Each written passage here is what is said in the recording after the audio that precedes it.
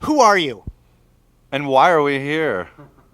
Who are you? I'm the clown prince of Queens of the Stone Age. This is And who are you, though? I'm Joshua. And Joshua, who'd you have beside you? This is the gondola prince of Venice. This is Troy Van Leeuwen. Hello. And this is the sexy Mexi, who also owns all of Europe. I do. Does it all go back to this record right here? Yeah, this is the first punk rock record I ever got, yeah. And how does this relate to everything, Joey? Oh, that's my first band, Wasted Youth, right there on that record. How's that? And so the first punk rock record you ever buy, it ends up a future bandmate is on? Yeah, that's weird. That's almost like, that's kind of like incestuous and kind of gooey, I think.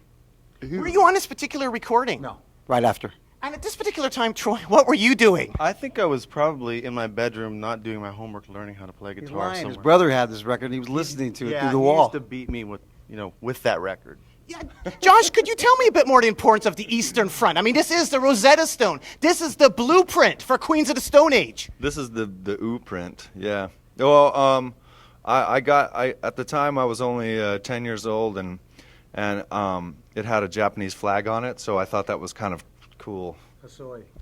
Yeah. Hasoi, you know. And Hasoi was always into meth, so I thought he was cool too. So from punk rock all the way to Tupac. Two-pack. Well, that's for me. Two-pack is just having two beers. It's a two-pack. How about you, Joey? No, I don't drink anymore.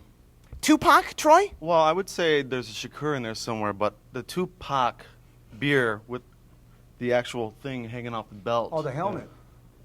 Tupac. Or you could do that too with the straw. Yeah. That's very Canadian. I'm Poser sort of thing. take off a.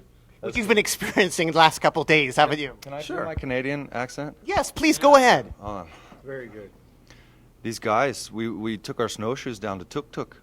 It was great. Hey, you know, the thing about hockey is that everyone's there and they're all playing along together, and it's great. Where did that come from, Josh? And who is that? That is Hutch's uncle. And I'm just trying because I really like Canada. Hutch, who was the sound technician for? Exactly. DOA. We've got you all lined up here, but let's go back to Tupac. Let's leave Canada for a second, because there is a connection between Tupac and Queens of the Stone Age recordings, isn't there? No, but you're going to tell me why that's true, and I love that. You're going to tell me, Josh, about the Tupac snare sound. Oh, well, yeah, actually, that's true. That's true. California Knows How to Party, which is what Dr. Dre produced that song, is actually a Joe Cocker song called Woman to Woman, which already sounds good to me. And it just so happens that that snare sound is the snare sound I use whenever we produce records. Queens of the Stone Age, I have a quote for you. Hi, we're Megadeth. That sucks for them. Where did that happen? Oh, wait, did I say that? Yes, I thought Josh said that at CBGB's. Is that true? Oh, I would. CBGB's. Dude, you're so crazy, dude. I did say that at CBGB's.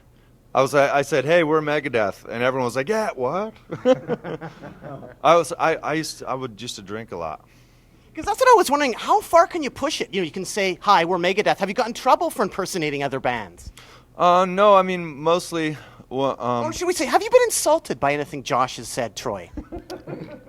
On a daily basis. Back to CBGB's for a moment. What was it like playing it? Did you get a chance to meet Hilly? Because him having recently passed away, did you have any good Hilly incidences? Did you check the graffiti in the washrooms? I did. The first gig I ever played in New York was at CB's, and I was 18, and we had this van, and it used to be a nice van, so it had a TV that didn't work, that had gum stuck to the screen all over it, and about 2 minutes before we hit the stage, junkies broke in and stole my leather, acoustic guitar, and this TV.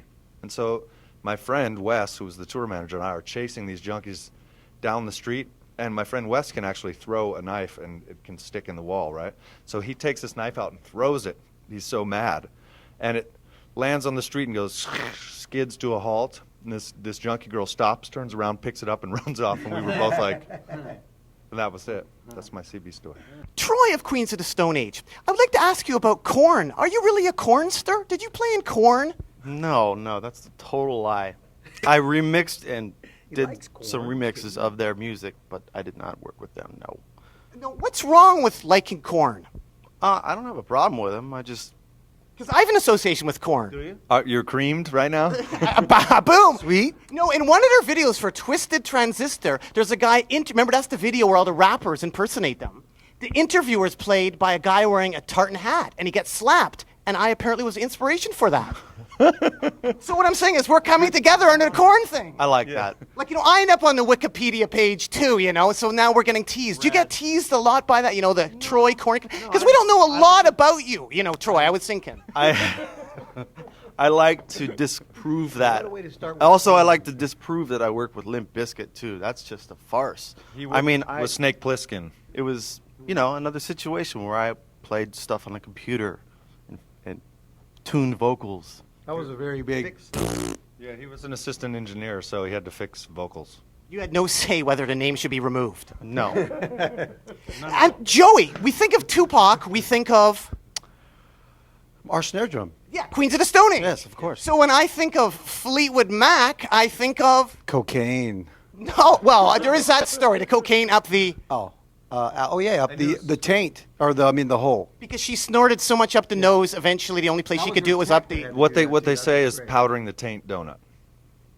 when I think of Fleetwood Mac though, I think of, Cocaine. no, using this formula, Tupac equals, Snare drum. Queens of the Stone Age. so Fleetwood Mac equals, Cocaine. no, Troy, Fleetwood Mac equals, I'm going to say Rumors. Sound City. That's what it equals no, to me. Tupac equals, Snare drums for Queens. Queens, so Fleetwood Mac equals, Cocaine. no! Look, what is the formula there? If A equals B, B equals C, A equals... Kevin Bacon. Getting close. Queens of the Stone Age, Tupac go together. Oh, wait. Dirty Mac. Fleetwood Mac, we Dirty Mac'd somebody. With Keith Richards. Right. That band wasn't Dirty Mac, the band that he was in with all those guys, and he bashed people. No. Tupac equals Queens of the Stone Age, so Fleetwood Mac must equal Queens of the Buckingham. Queens of the Stone Age. You have Fleetwood Mac symbols. I do. I thought you had some Fleetwood Mac symbols.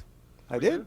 In Modern Drummer magazine, did an interview. No. We used his. He had this tech friend of ours had a symbol of his that was. This is the best part about it. Then nobody makes anymore. It was like his pride in this, and I cracked it. Right. So we did Dirty Mac was right then. What I said. But there we go. Tupac, Queens of the Stone Age, Fleetwood Mac. When I think of Fleetwood Mac, I think of. Cocaine. No, I think. Symbols. I think of Queens of the Stone Age. One thing I want to bring up, you guys really are like, you love the black flag, don't you? You love the black flag. Of course. Like you're moving the black flag poster up. Yeah, he's got the bars tattooed on him. Where's is it? Can we see it? I'll have to take my clothes off. What era of black flag are we talking about here? Well, I mean, I like, one of my favorite records is the first 4 years because it's a compilation of all this, so much stuff, and they changed singers so much, and I sort of like Dez. Because what I want to say, I want to give you guys a gift. We're going to give you this punk rock calendar right here that has Dez on it, one of the singers of Black Flag, and also, who lives in Vancouver? The first singer of Black Flag, Yeah. Ron Reyes. Second singer. No, that's Ron Reyes right there.